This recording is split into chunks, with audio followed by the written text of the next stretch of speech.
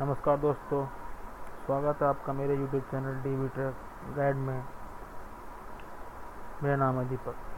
दोस्तों, आज का टॉपिक है हमारा अमेजिंग शॉर्टकट की and trick of Excel. Excel में कुछ काम हम जब करते हैं तो हमें कुछ काम को माउस से या ऑप्शन से करना पड़ता है, लेकिन अगर हमारे पास कुछ शॉर्टकट कीज़ हों तो हम उस काम को बहुत तेज़ी से कर सकते हैं। आइए देखते हैं वो शॉर्टकट की कैसे काम करती हैं।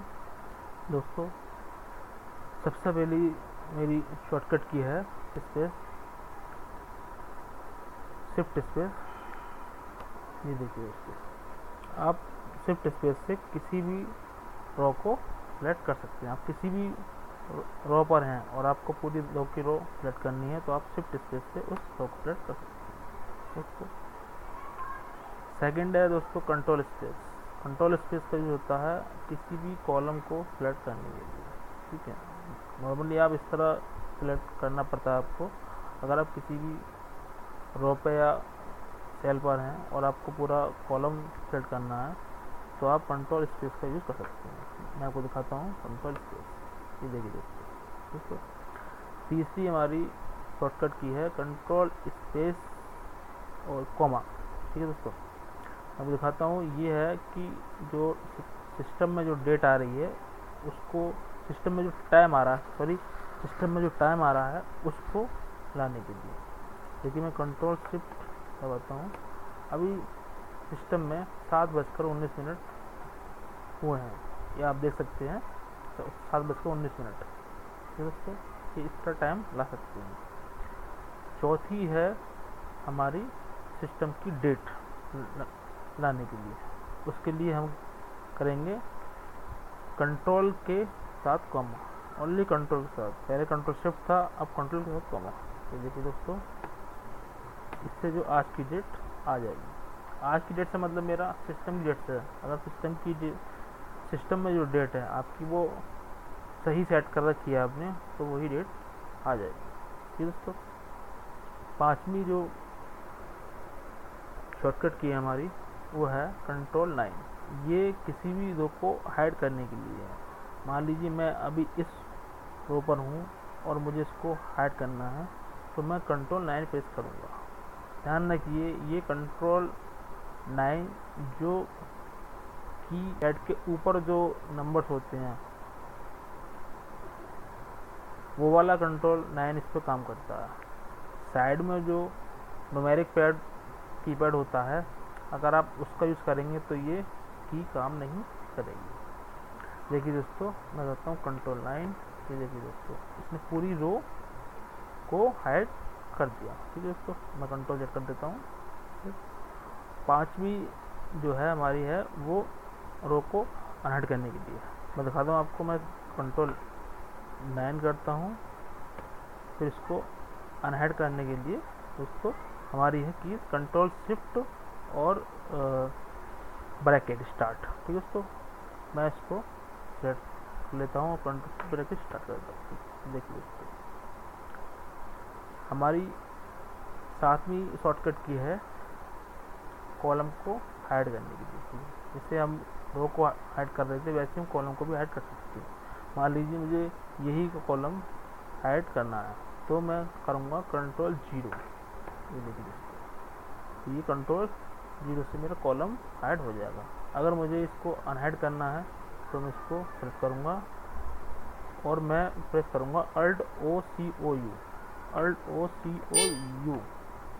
ये देखिए दोस्तों, इससे ये मेरी 8वीं शॉर्टकट की है, ये कॉलम को अनहाइड करती है। दोस्तों, मेरी 9वीं शॉर्टकट की है, आपके पास एक ऐसा डेटा होता है, आपको अगर इसको सेलेक्ट करना है तो आप अगर कीबोर्ड से भी सेलेक्ट करते हैं तो आपको शिफ्ट के साथ ये डाउन एरो से सेलेक्ट करना होता है। ठीक है दोस्तों,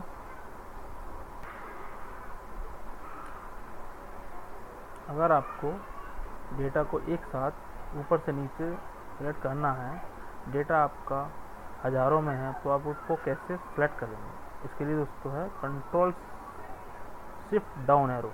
ठीक है दोस्तों, कंट्रोल शिफ्ट डाउन एरो, ये देखिए दोस्तों, ऊपर से लेकर नीचे तक आप डेटा को सेलेक्ट कर सकते हैं।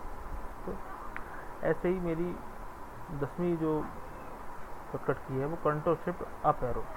मान लीजिए आप डेटा के नीचे वाले हिस्से में हैं और आपको ऊपर तक डेटा सेलेक्ट करना है, तो आप सेम यही चीज़ यूज़ करेंगे, सिर्फ उसमें डाउन एरो की जगह अप एरो यूज़ कर देंगे, कंट्रोल शिफ्ट अप एरो, ये देखिए, और डाटा आपका सेलेक्ट हो जाएगा। अब दोस्तों 11वीं जो की है वो बड़ा इंटरेस्टिंग है और लोगों को इसमें बहुत दिक्कत आती है। ये मेरा इस तरह डेटा है, इसमें मैं अगर कंट्रोल शिफ्ट के साथ डाउन एरो करता हूँ तो ये पूरा डेटा सेलेक्ट नहीं होता, मुझे इस तरह ये एक एक करके करना होता है। ठीक है दोस्तों, कभी कभी ऐसा होता है ये डेटा बहुत बड़ा होता है, अभी ये छोटा डेटा है, तो इसे मान लीजिए ये डेटा हज़ारों में है, तो इस तरह पूरे डेटा को सेलेक्ट करने में मुझे बहुत टाइम लगता है। ठीक है दोस्तों, तो इसको मैं कैसे सेलेक्ट करूँ, इसके लिए मैं सबसे पहले कंट्रोल जी या F5 बटन दबाऊंगा। मैं आपको बता दूं कंट्रोल जी और F5 बटन जो होता है वो गो टू स्पेशल तरफ पहुंचने की शॉर्टकट की है। मैं कंट्रोल जी प्रेस करता हूं, देखिए आपको ऐसा डायलॉग बॉक्स खुल जाएगा।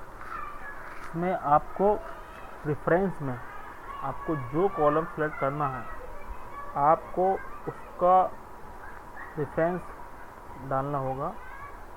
अभी आप देखिए मुझे ये आई कॉलम में और 13वीं रो से डाटा सेलेक्ट करना है, तो मैं लिखूँगा इसमें आई 13, ठीक है दोस्तों, और कॉलन, ठीक है दोस्तों, और मैं फिर प्रेस करूँगा आई, और मेरा डेटा जितना भी है उससे मैं मान लीजिए मेरा डेटा 50,000 का है, तो मैं आई 55,000 डाल दूँगा अंदाजे से, क्योंकि मुझे डेटा एग्जैक्ट नहीं पता मेरा कितना है। ठीक है, तो मैं इतना डाल दूँगा, देन मैं एंटर मार दूँगा। इससे क्या होगा दोस्तों, मेरा उतना डेटा नीचे तक आई का डेटा आई 55,000 तक सेलेक्ट हो जाएगा।